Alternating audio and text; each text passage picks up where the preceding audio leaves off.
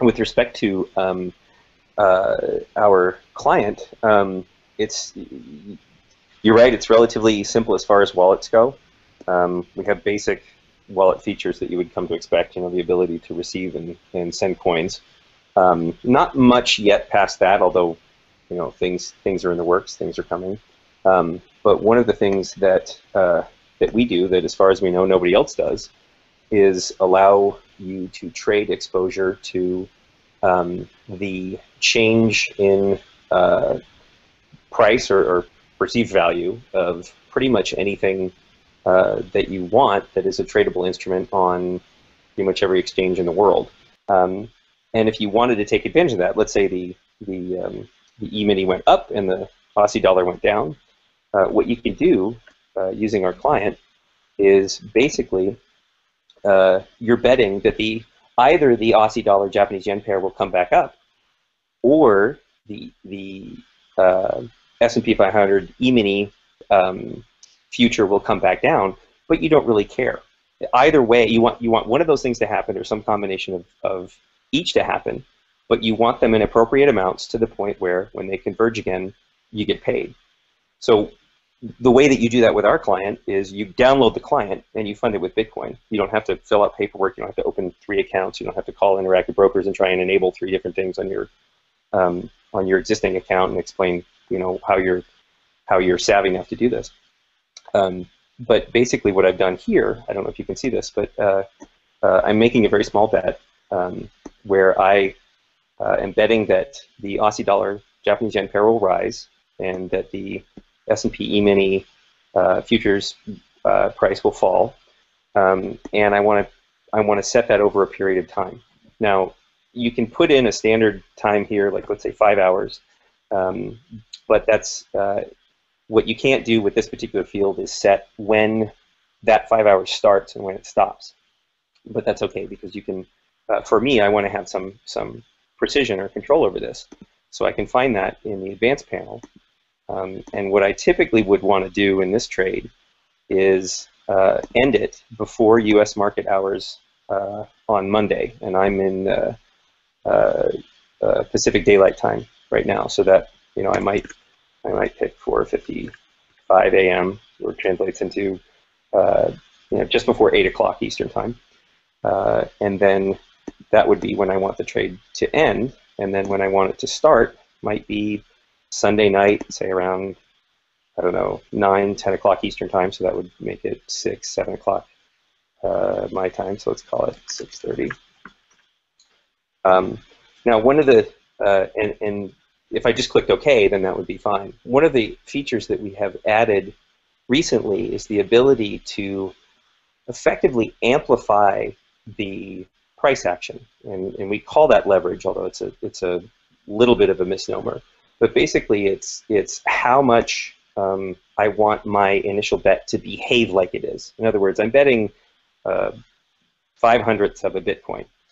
But if I wanted that to behave like half of a Bitcoin, for example, I might dial in 10x the leverage. Now, there's a warning here. Increased leverage means increased volatility, and I could lose this bet fairly quickly.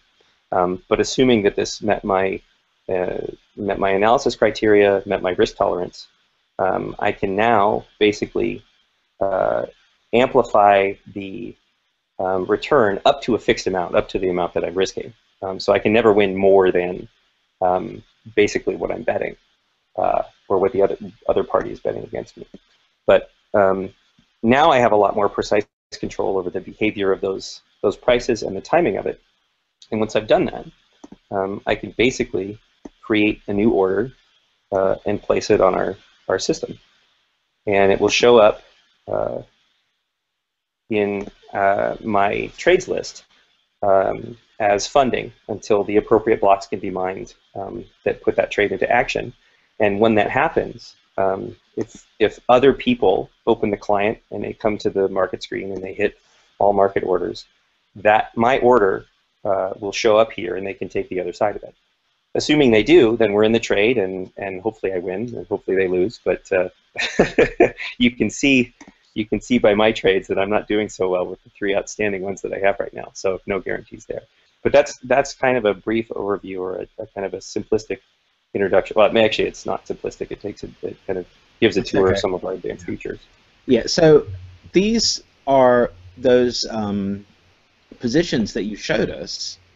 They're on the blockchain right now, right? So they're on a kind of like a multi-signature smart contract that is. So I can actually track. I can go and find that on the blockchain and see a little bit of what you guys have entered into, right? Absolutely, and it's actually fairly easy to do. I can select any one of my trades, and if I click the track transaction button, we send you to a web page on blockchain.info for regular Bitcoin. If you're using testnet, blockchain.info doesn't have testnet information, so we can go to a different website. It doesn't matter.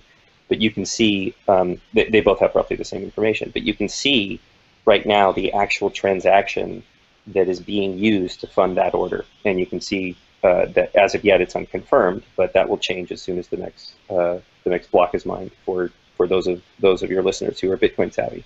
But you can see basically the amount that gets funded in a multi-sig transaction, and what will happen with this is that it will basically be committed into a second transaction on the blockchain, and I can show you that via one of my existing trades. This is actually one that I did with myself, kind of as a test. But if I track that transaction, this looks similar to the previous screen, except that the transaction's been confirmed. And if I look at this this escrow transaction, sometimes called multi-sig among Bitcoin aficionados, you can see that that multi-sig transaction has been spent. And if I click on that spent link, it will take you to the second transaction in that chain. And this is where the basically the funds are committed and locked up for the duration of the trade. And there are 3 individuals or 3 parties that can basically end this trade. One of them is us, one of them is party A, and one of them is party B. And you need 2 of those parties to agree for that trade to be over. And what we do on our side is that when we observe that that trade is exhausted or has completed, we value it, and then we send both parties basically our okay, or our signature, given certain parameters that allow for that trade to finish and people to get their coins out. And then either of those parties can provide the second signature and broadcast it. But this is, I mean, you can kind of see the auditability of what we're doing here. So you can track from the time that you fund the transaction all the way to the time that you get your coins out. It's all visible, it's all there, there's nothing hidden. It's pretty out in the open, and we want it that way, we like it that way.